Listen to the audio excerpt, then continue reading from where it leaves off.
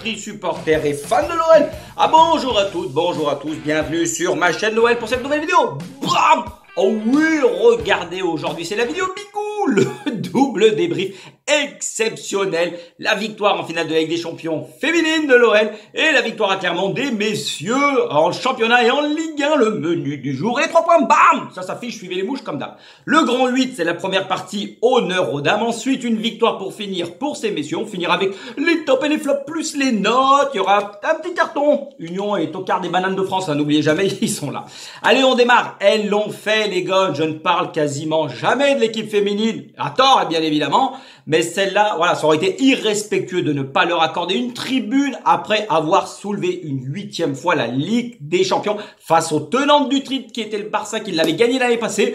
Je suis ravi pour vous, mesdames, bravo et vraiment vous faites honneur à tout un club, à toute une ville et à toute une équipe vraiment exceptionnelle. Je vous mets une photo du classement pour voir qu'est-ce que ça valait Barcelone. Victoire 3-1 hier face aux championnes d'Espagne qui en plus en championnat ont fini avec 90 points. Les gars, sortez vos bouliers, faites vos calculs s'il vous plaît. Cela représente en 30 matchs, c'est énorme. Alors oui, le championnat espagnol féminin est en train de se mettre en place, de se structurer tout doucement. C'est très faible, on va pas se mentir. Le championnat de France est largement meilleur, ça c'est indéniable. Mais 159 buts inscrits, 11 encaissés, une seule défaite en match officiel. C'était lors du retour en demi-finale face à Wolfsburg. Mais bon, elles les avaient éclatés 5-1 à l'aller. Elles ont perdu 2-0 et en match amical, Quesaco, elles avaient perdu contre l'OL, c'était cet été.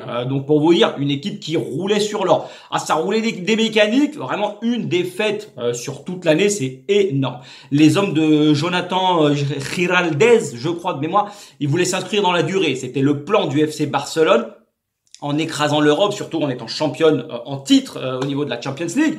Eh ben attention, un lion ne meurt jamais, pardon, il dort. Ah ouais, vous l'avez appris, hein. Écroulement complet en Espagne, c'est ce week-end. Oh, entre l'OL et le Barça, Paris et le Real Madrid. Déjà qu'ils pouvaient pas nous piffrer, alors là c'est bon.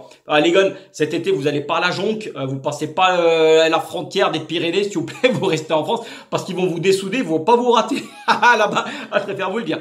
En 2019 en plus, en finale, on avait gagné 4-1 face à Barcelone. En finale, c'était déjà dans tous les esprits. Il y avait un sentiment de revanche qui flottait dans l'air. Mais Lilo, rien de tout ça, c'est fini, oui, t'en veux une? Ah, purée, franchement, les amis, minable. Je vous mets une photo des stats du match, mais hier, les filles, elles ont repris leur destin entre leurs pattes. Oh oui, c'est bon. Elles avaient une mission et la tactique de Sonia Bonpasteur en 4-2-3-1, elle a roulé comme sur des patins. Le Barça, dans son classique 4-3-3, que ce soit homme comme femme, c'est la même philosophie depuis le début, c'est ce qu'on t'inculque à la Masia.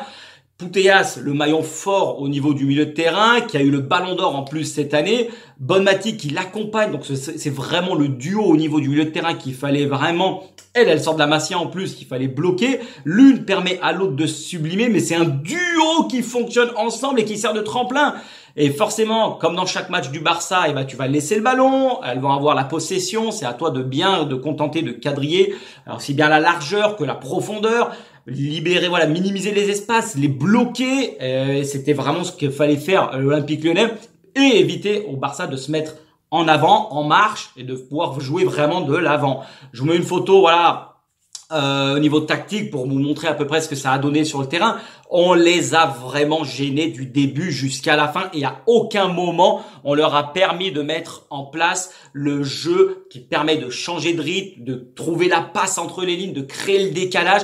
Le plan, les joueurs, elles avaient un plan de notre côté qui était parfait de la tête jusqu'aux pieds, c'était bien bossé. On a coupé tous les espaces, bloc bas évidemment. Et le rôle de Amandine Henry et de Oran dans l'entrejeu, il a été monstrueux et primordial. C'est là que tout s'est joué parce qu'elles ont coupé un nombre de transmissions incalculable et elles se sont battues sans jamais rien lâcher en couvrant à deux tout le terrain. Franchement, bravo. Et en première mi-temps, c'était plus que parfait. Mais chaque action, regardez, je vous montre la photo du premier but. Ça a été conclusion. Ah, magnifique! Henry récompense un golazo, mais somptueux, superbe frappe de 25 mètres. Elle est allée gratter le ballon au sol, elle se relève, elle s'arrache, badaboum, de 25 mètres, une chiche comme on les aime, en pleine lunette. Ah, Dieu bénisse, franchement, au-dessus, c'est le soleil, qu'est-ce que tu veux de plus? La quenelle, elle était monstrueuse. Le deuxième but, mais je t'en parle même pas, total régal, le 1-2 d'école entre Manard et Bacha. La galette du pied gauche qu'elle te met, cette dernière, le centre au cordeau, Egerberg, bravo le coup de tronche. Au milieu de la défense, elle était toute seule. Elles étaient 3 ou 4, voilà, il y avait la défense centrale notamment. 2-0, terminé chaque action. Mais à chaque action, on les a mises en danger. C'était, il y a rien à dire. Le troisième but, comment l'analyser? Mais percussion intérieure de Cascarino, elle rentre. Bon, elle cherche un appui. Il y a Egerberg qui se déplace dans l'intérieur. Vous voyez, qui fait l'appel au bon moment, mais dans le bon sens du jeu, dans le bon timing. Eh ben, qu'est-ce qui se passe après? Il y a une petite béchamel, centre en retrait. La défense centrale, elle n'a pas réussi à se dégager. Remise en appui de Mallard, il me semble. Et Ada Egerberg, mais la vista, la vision du jeu qui centre pour Macario, qui était seul. 5 Barcelonaises aspirées par le ballon, vous avez vu la photo, pardon, prises dans le dos comme des gonnes. Et qu'est-ce qu'il y a derrière? Macario, elle était seule, elle attendait plus que le ballon. Par contre, la vérité, dis-le, tu t'es chié dessus. Ah, t'as failli te louper.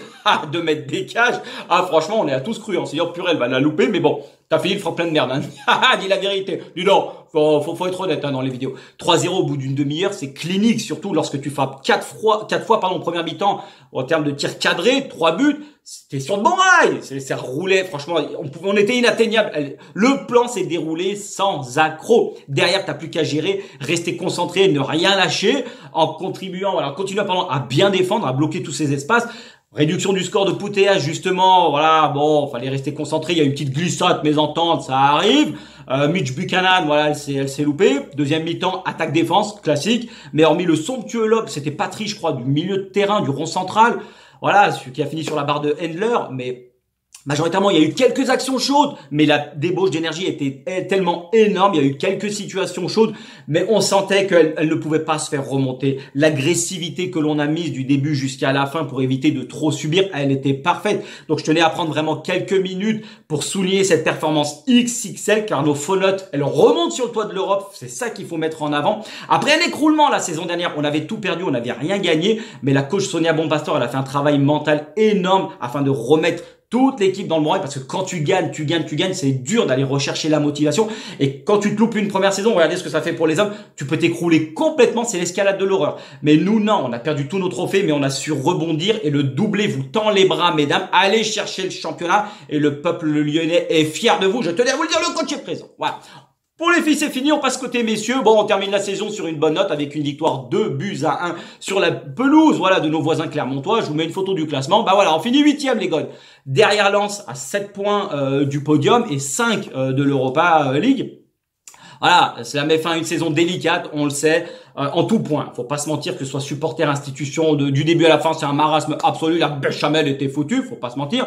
Le bilan, il est pas bon, évidemment, on y reviendra un peu plus tard. Et n'oubliez pas que les 10 points que l'on a perdus dans le temps additionnel après avoir à chaque fois mené au score ou voilà, on tenait un résultat, eh ben voilà, je vous laisse faire les calculs également. Bah c'est le nœud de la guerre. Les gones avec ces 10 points en plus. Faites vos calculs et m'emmerdez pas. Je peux pas tout faire, s'il vous plaît, essayez de travailler un peu. Mais voilà, maintenant on va pas revenir en arrière parce qu'avec des si, on ferait du ski au Sénégal, je vous le dis tout le temps. Oublions ce qui s'est passé, faut se concentrer maintenant et surtout ne plus commettre les mêmes erreurs. Le match d'hier, par contre, en soi, il était quand même très agréable. Il y avait une belle équipe adverse au niveau de Clermont qui a mis de l'engagement, de l'impact, beaucoup d'agressivité. Ah, ça charbonnait. Attention là, fallait pas laisser traîner des protèges tibias parce que ça s'abattait à tout va. J'adore, hein, quand ça chicore un peu, écrouler la buvette, mais pas plus, comme d'habitude. Encore une fois, on s'en est remis à Anto Lopez pour nous maintenir au niveau du score parce qu'il y avait beaucoup plus de mordants en face. Chacune de leurs offensives, je vous mets une photo des stats du match en parallèle. On avait, comme d'habitude, aucune sérénité justement en défense. C'est fébrile comme d'habitude. On a su pallier individuellement, voilà, aux erreurs collectives. Mais bon, le plus important, c'est qu'on a su ramener les 3 points. Je suis excité! 18 tirs concédés, c'est beaucoup trop face à une équipe très mal classée qui était 16e avant le coup d'envoi, l'une des plus mauvaises attaques de Ligue 1, mais c'est pas possible de concéder autant d'occasions. Nous, on a ouvert le score, je vous mets une photo du but, sur un coup de pied arrêté, t'es à la baguette, oh oui, bam, il te met dans le troupeau, là, et c'est Dembouz, appel au premier poteau qui arrive à couper la trajectoire du ballon pour marquer son 21e but en Ligue 1 en 2022, 21e but en championnat total, mais le 17e sur l'année civile. Il est devant Lewandowski. Magnifique. Ah, très belle performance de Dembouz au-dessus, ouais, comme d'habitude. Hein. C'est le soleil, y a rien à dire. Un but de pur finisseur pour clôturer une très belle saison de notre capitaine, parce que je peux vous dire que la situation, voilà, offensive à Clermont, voilà, ils étaient quand même bien en place, ça charbonnait. Mais voilà, nous on a mis quand même une bonne intensité sur certaines phases de jeu, surtout notamment pour le deuxième, on a joué assez intelligemment. Regardez, je vous mets une petite photo pour analyser vraiment l'action collective qui est assez intéressante. Bon, Clermont est bien en place. Vous voyez, il y a quand même 9 joueurs dans les 20 derniers mètres, grosse densité. Donc pour se sortir de la nasse, Barcola, il écarte légèrement et intelligemment le jeu sur son aile. Puis là, il y a le mouvement qui se crée. Oussem Aouar, extérieur du pied pour Barcola. Ça, c'est bien joué. Du coup, à partir de là, on voit bien l'orientation du corps de tous nos Lyonnais quand Barcola a le ballon. Ils vont vers la cage adverse, donc ils se projettent vers l'avant. Il attend la solution, dédoublement de Henrique, temporisation, c'est parfait, qui a eu le mérite de proposer une solution, car au centre c'était bouché, je le dis, les latéraux, faut participer, c'est excellent. Centre au cordeau pour Oussem Aouar qui suit son action. Ah ouais, tout à ton honneur, t'étais là, bien placé, plat du pied sécurité, comme dirait Yuri Djorkaeff. Magnifique, l'action bien construite, participation des latéraux, ça change tout dans les projections vers l'avant. Quand on est un bloc bien regroupé, tu passes sur les ailes au lieu de venir t'empaler dans l'axe comme d'habitude. Réduction du score de Clermont. Bon, un penalty. Là, vous m'avez énervé. Bam! Oh, la biscotte jaune, là, les arbitres, bande de bananes, vous me fatiguez les nerfs, mais c'est pas possible avec vos histoires de pieds sur la ligne. Il a dû retirer 20 fois son penalty, mais vous êtes nuls! Ça fait nul au carré, les arbitres. Je préfère vous le dire, comme d'habitude. On s'est mis dans la sauce parce qu'on a concédé l'ouverture du score. On n'est jamais tranquille avec nos gars. Bam, c'est pas possible. Il n'y a pas un match où tu peux respirer sereinement. Mais là, le penalty, à quel moment Bayo, comme il a très mal tiré, Lopez, le fait que son pied soit pas sur la ligne, ça change toute la physionomie du penalty et de son tir. Arrêtez, il a chié dans la colle. Arrêtez de nous emmerder. Bam, c'est pas possible. Vous chiez, elle va tomber la salade. Je préfère vous le dire. Et en plus, voilà, Kassapa, il remplaçait Peter Alaoui qui était absent sur le terrain, mais peu importe qui se met sur le banc, c'était toujours aussi poussif. Mais on a eu le mérite de s'imposer pour la dernière. C'est le plus important. On retiendra les 3 points. Maintenant, table rase. On va analyser dans des futures vidéos, voilà, la saison ensemble. Et on se projettera bien entendu sur la prochaine. Pour finir, je vous mets les notes du match. On finira avec les tops et les flops. 4-3-3, c'est la tactique sur laquelle j'avais insisté, que j'apprécie vraiment, avec Cacré en sentinelle. JRA titulaire après plus d'1 an et demi d'absence. Bravo, ça fait extrêmement plaisir. 5 pure gones, sur le terrain samedi soir. C'est à noter. Avec la tactique, voilà, que j'aimerais bien que l'année prochaine, on travaille, on mette un peu plus en place. Il y a encore fort à la bosser parce qu'il y a beaucoup d'erreurs. Individuel comme au niveau du placement collectif, mais ça se bosse, c'est pas grave. Au niveau des flops, Anto 7, bien évidemment, qui nous sort encore des arrêts importants pour maintenir notre avantage et éviter de concéder l'ouverture du score. Enfin, à tous les moments, il a été sauvé par la barre, évidemment, mais vraiment, on lui doit un grand coup de chapeau encore sur le match de samedi. Dembous 7 également, il marche sur l'eau. Encore une fois, le salut, il est passé par lui, sans les deux extrémités cette saison, donc soit Anto ou Dembous devant.